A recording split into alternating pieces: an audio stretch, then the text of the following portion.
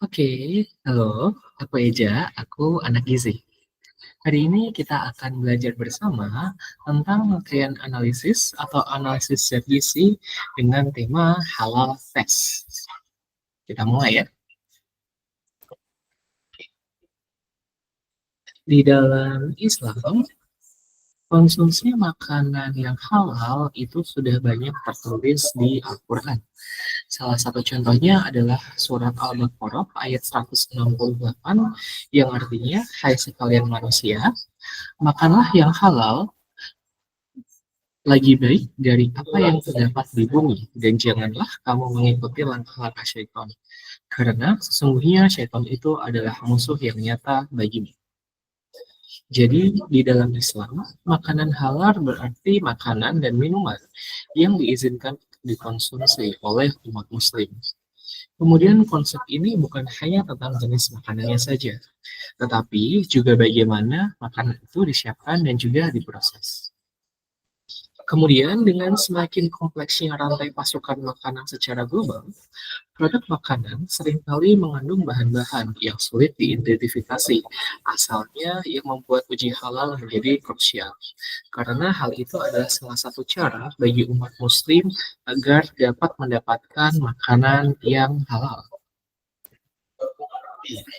Kemudian jika kita berbicara tentang makanan halal, maka kita akan berbicara terkait produk yang asalnya dari babi atau dari kuku, di mana produk-produk turunan babi sangat banyak ditemukan di berbagai macam produk yang ada di kehidupan sehari-hari umat manusia, mulai dari komponen makanan, obat, hingga komponen-komponen yang digunakan untuk rumah tangga. Salah satunya adalah kuas. Nanti di sini kita akan berbicara terkait komponen-komponen babi yang digunakan dalam jumlah cukup banyak di dalam produk makanan, serta bagaimanakah cara kita untuk meminimalisir hal tersebut. Bagaimana cara kita untuk bisa mendeteksi apakah ada kandungan babi pada suatu produk makanan atau minuman. Untuk melakukan tes halal ada dua cara yang sering digunakan. Yang pertama adalah PCR, polymerase chain. Kemudian yang kedua adalah LFIA, di mana hari ini kita akan berdiskusi bersama, belajar bersama tentang LFIA. Oke, kita mulai. LFIA atau Lateral Flow Immunoassay dikenal sebagai rapid test atau test strip. Ini mungkin sering kita jumpai pada saat kondisi COVID terdahulu, karena prinsipnya sama seperti alat yang digunakan pada saat COVID. Kemudian metode ini merupakan metode diagnostik cepat dan sederhana yang sangat relevan dalam pengujian kehalalan produk, karena hasilnya bisa didapatkan kurang dari 5 menit. Kemudian metode ini memungkinkan deteksi cepat analit target seperti protein spesifik antigen dari bahan haram dalam sampel makanan. Nanti di sini kita akan berbicara terkait antigen, utamanya adalah protein yang dimiliki oleh babi. Kemudian salah satu protein antigen yang memang banyak terkandung dalam babi dan diaplikasikan dalam metode alafia ini adalah protein nucleate spike, yang dia memiliki sifat tahan suhu tinggi. Jadi itu adalah antigen spesifik yang nanti digunakan pada LFIA pada metode halal yang bisa kita temukan. Kemudian untuk komponen LFIA sendiri, dia bekerja berdasarkan prinsip imunokromatografi, yaitu pemanfaatan pergerakan cairan melalui media berpori atau strip yang mengandung reagen pendeteksi. Dan inti dari metode ini adalah interaksi spesifik antara antigen dan juga antibodi. Kita gimana lagi, di sini antigen adalah protein yang terkandung dalam komponen babi. Kemudian antigen sendiri adalah molekul target yang ingin dideteksi. Contoh adalah protein spesifik babi atau porcin. Kita menggunakan protein spesifik yaitu ultra high resistant protein nucleates of pig. Kemudian antibodi sendiri adalah protein yang dapat mengikat antigen target secara spesifik. Dan dalam konteks uji halal, LFIA umumnya dirancang untuk mendeteksi keberadaan protein spesies yang tidak halal, utamanya babi, dalam produk daging, olahan daging, atau bahan makanan yang lainnya. Lalu ini adalah bentuk dari LFIA atau lateral flow immunoassay. Kemudian gambar ini menunjukkan antibodi. Ini antibodi. Kemudian ini adalah conjugate antibody yang ada di sini, serta target analitiknya yang nanti merupakan komponen protein spesifik yang akan kita deteksi. Sedangkan untuk komponen LFIA-nya akan ada sample pad, kemudian conjugate pad, lalu dilanjut dengan nitrocellulose membran dan juga absorption pad. Kemudian sample pad atau bantalan sampel ini merupakan tempat sampel cair, kita bisa memberikan ekstrak makanan yang diteteskan. Kemudian bantalan ini membantu penyerapan sampel, pemisahan pengotor, dan juga mengontrol laju aliran ke bagian selanjutnya. Kemudian bagian selanjutnya di sini ada conjugate pad yang mengandung antibodi deteksi yang telah ditandai dengan partikel warna. Umumnya partikel warna yang digunakan adalah partikel nano emas atau GNP, gold nanoparticle. Lalu antibodi ini akan berikatan dengan antigen target jika di dalam sampelnya target analitnya itu mengandung komponen protein babi. Kemudian selanjutnya kita masuk ke komponen nitrocellulose membran. Di komponen nitrocellulose membran dia akan menjadi media utama tempat terjadinya reaksi. Dan di sini ada dua komponen atau dua garis yang sangat penting, yaitu T-line dan juga C-line. T-line adalah test line, C-line adalah control line. Untuk T-line sendiri, dia merupakan tempat antibodi penangkap atau capture antibody yang nanti ada di sampel pad yang telah berikatan dengan conjugate pad. Kemudian antibodi ini akan mengikat kompleks antigen antibodi yang mengalir jika dia memang mempunyai target analitnya. Kemudian untuk C-line sendiri merupakan tempat imobilisasi antibodi atau reagen lain yang akan mengikat konjugat warna. Garis ini berfungsi untuk memastikan apakah strip dapat bekerja dengan benar atau tidak.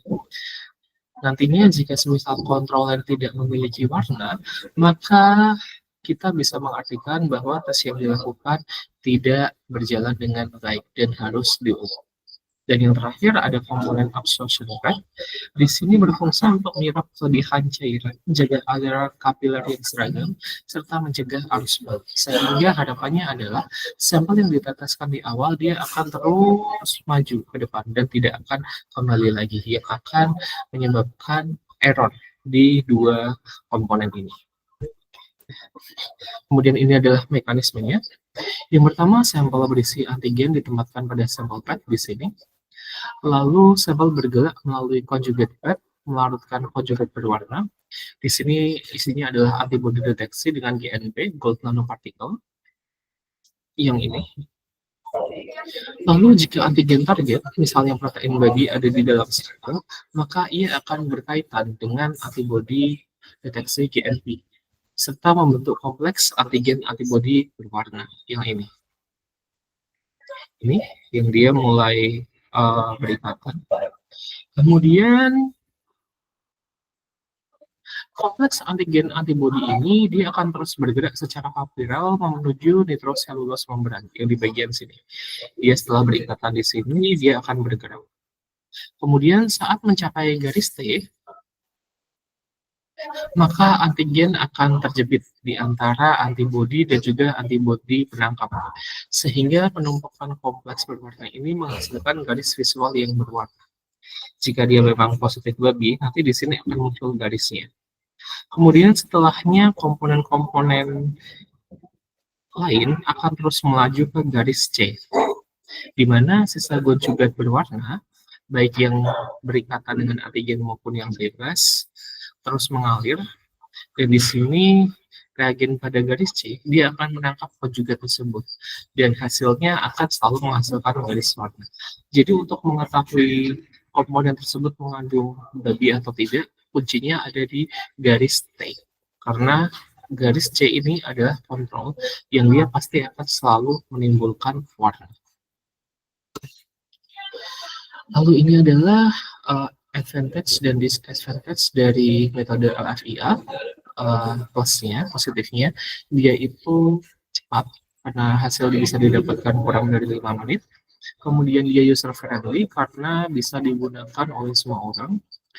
Lalu dia portable, dia bisa dibawa kemanapun, sangat simple. Kemudian costless, dia harganya cukup murah jika kita bandingkan dengan PCR, dan dia toolsless, kita hanya membutuhkan sedikit sekali alat.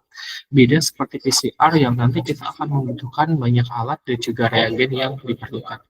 Sehingga menyebabkan harga PCR pasti lebih mahal daripada yang LFIA. Sedangkan untuk disadvantage-nya, LFIA itu akan ada masalah terkait sensitivitas dan juga spesifitas. Karena akan ada banyak variabel-variabel yang dapat membuat hasil bacaannya tidak optimal. Kemudian sifat dari LFIA ini adalah kualitatif. Kita hanya bisa menjawab pertanyaan yes no question. Apakah di dalam komponen tersebut mengandung babi atau tidak? Dan untuk diketahui jika memang mengandung babi jumlahnya berapa, maka mau tidak mau kita harus menggunakan PCR. Karena PCR sifatnya adalah kuantitatif. Sehingga LFIA ini hanya menjawab pertanyaan yes no question. Dia masuknya ke diagnostik kualitatif. Apakah ada komponen babi atau tidak, sudah hanya sejauh itu. Dan nantinya pada produk-produk yang memang cukup panas, dia akan mengganggu sensitivitas dan spesifitas dari pengecekan LFIA ini. Karena komponen yang tadi sudah disebutkan, dia akan bereaksi terhadap suhu yang cukup panas. Sehingga untuk melakukan pengecekan dengan LFIA, kita setidaknya membutuhkan makanan yang suhunya sudah hangat atau sudah di suhu ruang, agar panasnya tidak merusak komponen LFIA yang kita gunakan. Oke, jadi tadi adalah sedikit sharing terkait metode halal test dengan LFIA, lateral flow immunoassay. Semoga materi ini bisa menyatakan insight baru terkait pengecekan halal yang bisa kita laksanakan. Baik, terima kasih banyak. Sekian dari saya. See you.